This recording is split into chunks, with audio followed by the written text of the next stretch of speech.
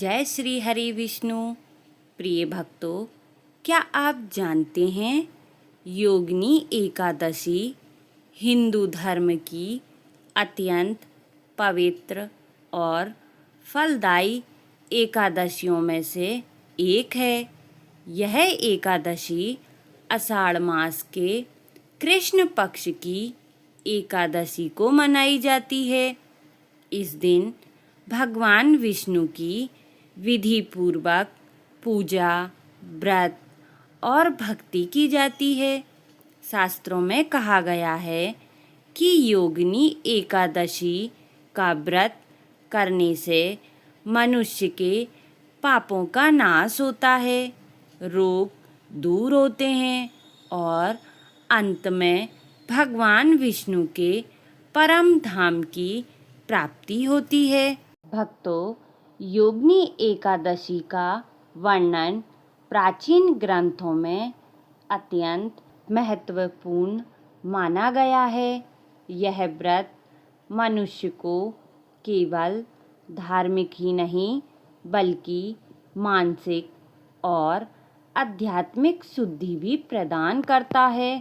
इस दिन श्रद्धापूर्वक व्रत करने से जीवन के पापों का नाश होता है, रोग और कष्ट दूर होने की मान्यता है, परिवार में सुख शांति और समृद्धि आती है, भगवान विष्णु की विशेष कृपा प्राप्त होती है, मन को शांति और सकारात्मक ऊर्जा मिलती है, मृत्यु के बाद उत्तम लोक तथा मोक्ष की प्राप्ति का मार्ग खुल जाता है।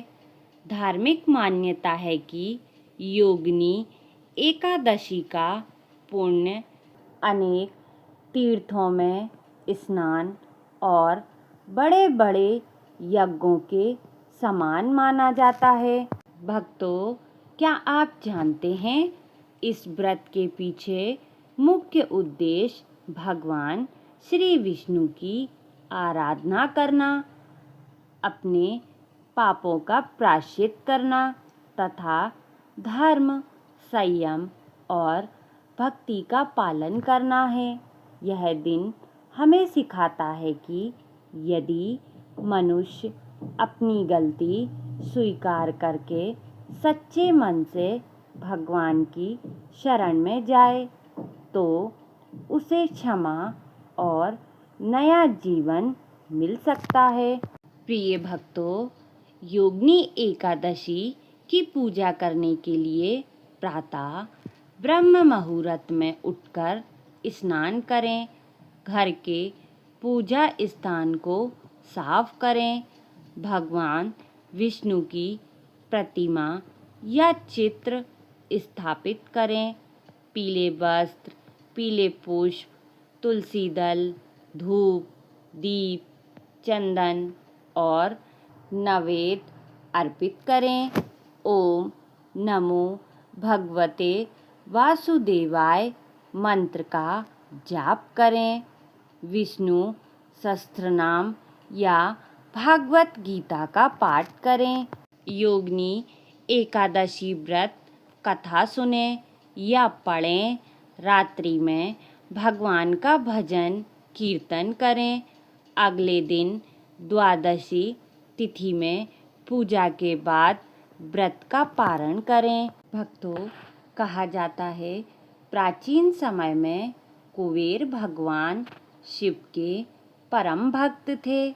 उनके यहाँ हेममाली नाम का एक माली प्रतिदिन पूजा के लिए मानसरोवर से पुष्प लाता था।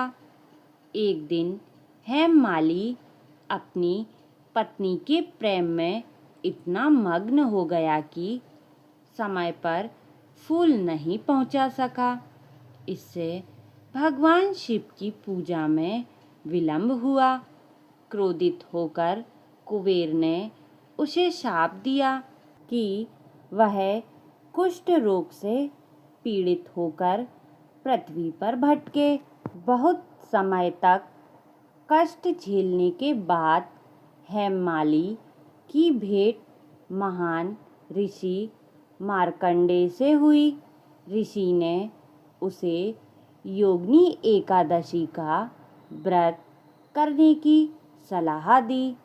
हेममाली ने श्रद्धापूर्वक योगिनी एकादशी का व्रत किया। भगवान विष्णु की कृपा से उसका कुष्ठ रोग समाप्त हो गया।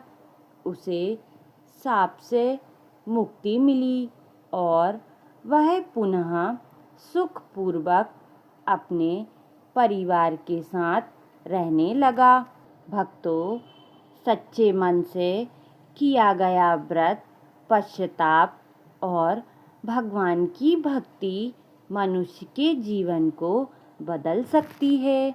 भक्तों, इस दिन हमें अन्नदान, जल से भरा कलश, वस्त्र, छाता, फल, गौसेवा, तुलसी का पौधा, दक्षिणा सामर्थ्य के अनुसार दान करना चाहिए। और इस दिन किसी का अपमान ना करें, झूठ और छल से बचें, तामसिक भोजन ना करें, क्रोध और हिंसा से दूर रहें, नशे का सेवन ना करें। प्रिय भक्तों, योगिनी एकादशी हमें सिखाती है कि जीवन में भूल हो जाने पर निराश होने के बजाय पश्चाताप, भक्ति और सत्कर्मों के माध्यम से स्वयं को सुधारना चाहिए। भगवान विष्णु सच्चे भक्तों पर सदैव कृपा करते हैं और उन्हें धर्म के मार्ग पर आगे बढ़ाते हैं। प्रिय भक्तों, योगिनी एकादशी भगवान विष्णु की कृपा प्राप्त करने, पापों से मुक्ति पाने और जीवन में सुख शांति प्राप्त करने का महान पर्व है। श्रद्धा, नियम और भक्ति के साथ किया गया यह व्रत आध्यात्मिक उन्नति का मार्ग प्रशस्त करता है। इसलिए प्रत्येक श्रद्धालु को अपनी सामर्थ्य के अनुसार इस पावन एकादशी का व्रत, पूजा और दान अवश्य करना चाहिए। जय श्री हरि विष्णु।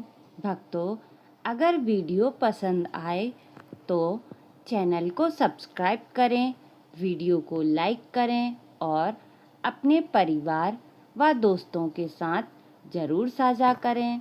राधे राधे। जय श्री कृष्णा। जय श्री हरि विष्णु।